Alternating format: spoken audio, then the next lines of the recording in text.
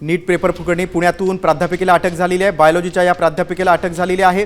सीबीआयच्या रडारवर paper set करणारी संपूर्ण टीम आहे। आता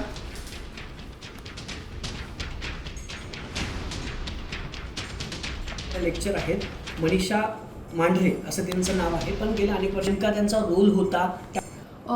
मलाही न्यूजमधूनच लक्षात आलं की त्यांना अटक झाली आहे असं।